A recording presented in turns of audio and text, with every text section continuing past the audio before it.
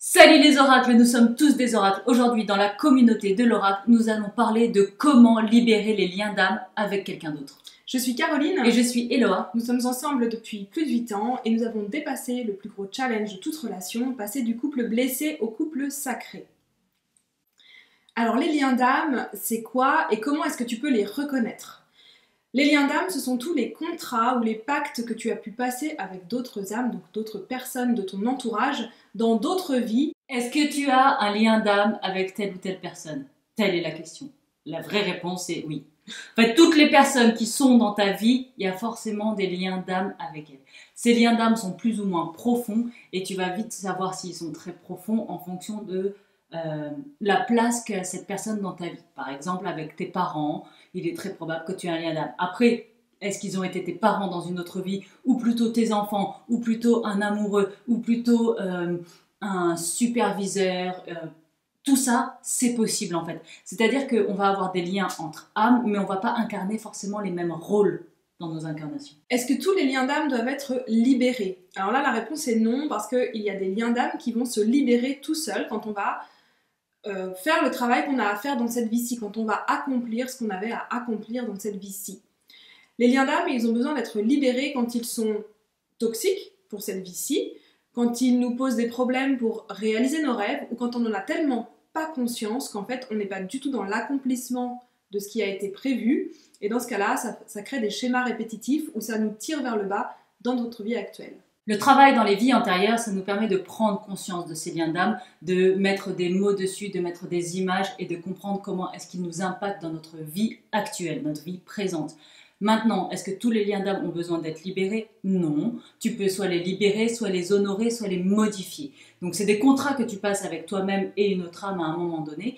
Et tu peux choisir soit de couper le contrat, soit de dire « Ok, ce contrat-là me convient aujourd'hui, maintenant que j'en ai conscience, je décide d'agir en conscience avec ce contrat », ou de dire « Les termes du contrat sont pas terribles, on a besoin d'un amendement ». C'est pareil, ça marche pareil. Les liens d'âme, ça peut également être un contrat que tu as passé de toi-même avec toi-même et qui ne te sert plus aujourd'hui. Comment faire ce travail de libération? Il y a plusieurs choix et tu peux aussi, il y a la possibilité d'aller voir un thérapeute qui va aller visiter ces vies pour toi et couper ces liens pour toi. Nous, c'est pas notre démarche parce qu'on trouve que ça t'enlève ta responsabilité et ça ne te rend plus acteur de ta vie.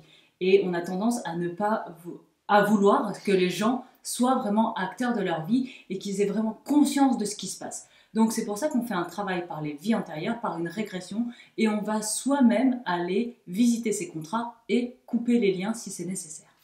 Donc nous, ce qu'on t'invite vraiment à faire, c'est de trouver un thérapeute qui va t'aider à visiter toi-même tes vies antérieures, et non pas le faire à ta place. C'est quelque chose qu'on peut te proposer nous aussi. Nous, on fait ça en t'emmenant en hypnose de régression. Je suis praticienne en hypnose de régression dans les vies antérieures.